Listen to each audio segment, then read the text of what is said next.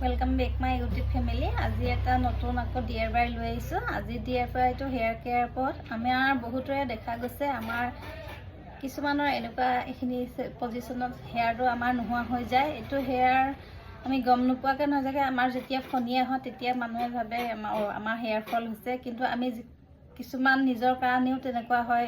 আমাৰ এইখিনি অংশৰ পৰা চুলিটো কম হোৱা দেখা যায়। এনেকুৱা অংশবিলাকৰ পৰা সেইখিনি সমস্যাৰ পৰা আমি নিজকে কেয়াৰ কৰি ৰাখিব লাগে। আমি কেতিয়াও নিজৰ চুলিখিনি এনেকৈ পনিটেইল কৰি টানকৈ কেতিয়াও বান্ধিব নালাগে।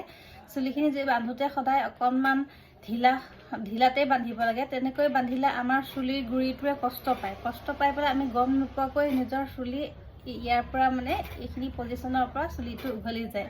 সেইকাৰণে আমি এইখিনিত আকৌ নতুন গ্ৰোথ আনিবৰ কাৰণে মই DIY টো লৈ আহিছোঁ। বলকচোন মোৰ DIY টো কি ব্যৱহাৰ কৰি পেলাই হেয়াৰ কেয়াৰ কৰিলোঁ। এনেকৈ এফুটা নহৰু ল'ব। নহৰু ফুটা এনেকৈ আপোনালোকে পিচি পেলাই তাৰ ৰসটো উলিয়াই ল'ব। নহৰু ৰসটো ইমান নোলায়, সেইকাৰণে নহৰু ফুটাই লৈ ল'ব পিচি পেলাই। এনেকৈ আপোনালোকে ল'ব কাষ্টৰ অইল অকণমান, এনেকৈ লৈ দুইটা মিক্স কৰি ল'ব। কাষ্টৰ অইল আৰু ৰচুনটো পিচি মিক্স কৰি ল'ব। বনাই পেলাই আপোনালোকে বটল এটাত ভৰাই থ'ব। মই এনেকৈ প্লেটখনতে বনাই দিছোঁ। এতিয়া আপোনালোকে কটনৰ সহায়ত আমাৰ যিখিনি অংশ চুলিটো কমি গৈছে সেইখিনিতে এনেকৈ কটনৰ সহায়ত আপোনালোকে লগাই দিব। য'ত আমাৰ চুলিটো কমি যোৱা দেখা যায় বা চুলিৰ লাইনটো আঁতৰি যোৱা দেখা যায় তাত আপোনালোকে লগাই দিব। দেখিছে মোৰ এইখিনিতে হেয়াৰ গ্ৰোথটো অলপ কম আছে।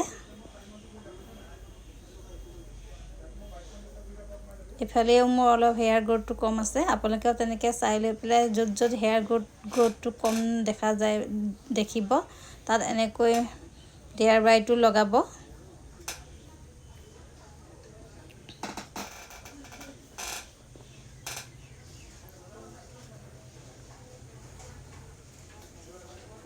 গোটেইখিনি চুলিতে লগাব দৰকাৰ নাই।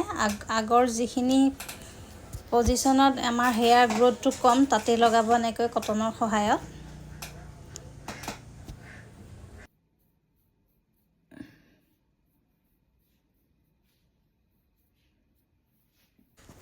লগাই এতিয়া গোটেই ৰাতিটো ৰাখি দিব। নেক্সট দিনা আপোনালোকে কেনেকৈ কৰিব মই দেখাই গৈ আছোঁ, আপোনালোকে চাই থাকক।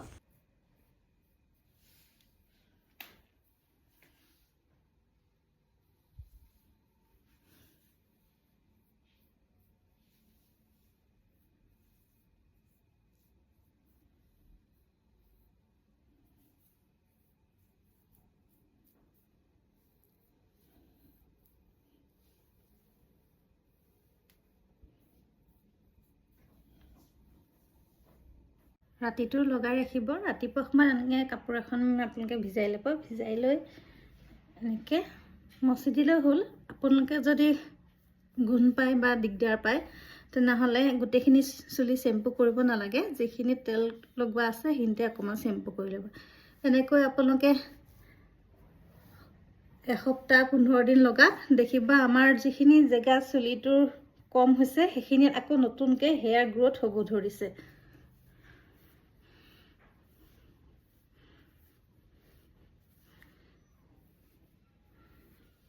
প্ৰথমতে আপোনালোকে লগাই চাই লওক, আৰু যদি ভাল পায় তেনেহ'লে মোক কমেণ্ট কৰি জনাব, আৰু লগতে মোৰ চেনেলটো ছাবস্ক্ৰাইব কৰি দিব আৰু নিজৰ বন্ধুবৰ্গলৈ শ্বেয়াৰ কৰি দিব।